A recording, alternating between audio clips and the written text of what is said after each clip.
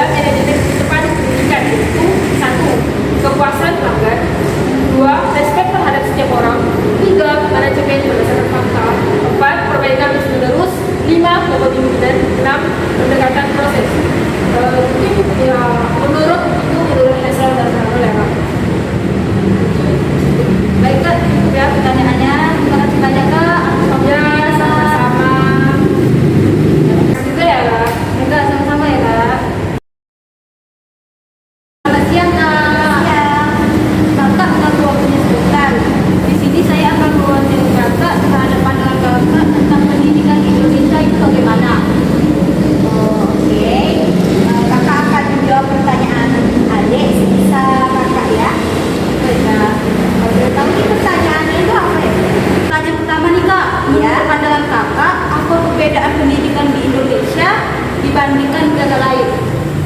Perbedaan sistem pendidik di Indonesia dan negara lain memiliki perbedaan yang sangat-sangat mencolok ya dalam sistem pembelajaran yang diterapkan. Diketahui juga bersama oleh kita semua ya bahwa siang hari mayoritas belajar di Indonesia menghabiskan waktu itu untuk belajar, sedangkan di luar negeri biasanya itu pelajar hanya melakukan di dalam kelas sekitar 30% sampai 40%. Itu ya Kak. Selebihnya itu biasanya itu dihabiskan dengan bermain kayak gitu kan, dan berinteraksi dengan teman-temannya. Lalu untuk tugas yang diberikan guru ya, ini sangat-sangat membedakan di Indonesia dengan negara lain. Sehingga ya besar negara di luar Indonesia tidak memberikan tugas atau pekerjaan rumah. Namun di Indonesia ini hampir setiap sekolah ya akan selalu memberikan tugas yang harus dikerjakan di rumah. Lanjut soal kedua ya Kak. Ya. Bagaimana tanggapan pemerintah dalam mengatasi permasalahan pendidikan di Indonesia? Masalahnya itu yang pertama itu menyediakan fasilitas pendidik yang lengkap dan merata di setiap daerah. Ini fasilitas ya Kak? Tidak membeda-bedakan juga dari setiap mutu dari sekolah negeri atau mutu swasta gitu ya. Oh, iya. Memberikan bantuan beasiswa itu menurut kakak itu wajib sih setiap sekolah itu. Dan ketiga itu menyediakan sekolah gratis bagi yang tidak mampu. Karena kan kebanyakan kita lihat ya tingkatan sekolah untuk anak-anak pada saat ini kebanyakan anak itu jarang namanya itu tidak pernah ada yang tidak sekolah karena keadaan keuangan orang tua itu tidak memadai, tidak mencukupi. Dan keempat itu meningkatkan kualitas tenaga pendidik atau guru. Dan yang kelima itu menanam pendidik karakter pada siswa, selalu menanamkan karakter pada siswa. Mereka untuk soal ketiga nih Kak.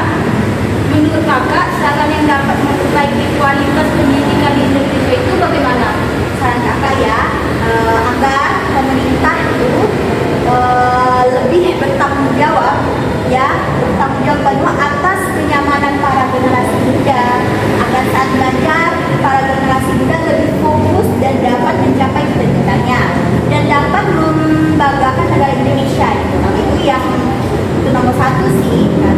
Yang kedua itu dengan meningkatkan kualitas pengajar, memperbaiki fasilitas sekolah agar siswa semakin nyaman di sekolah, meringankan biaya sekolah bagi orang tua siswa, membuat sistem pengajaran yang menyenangkan.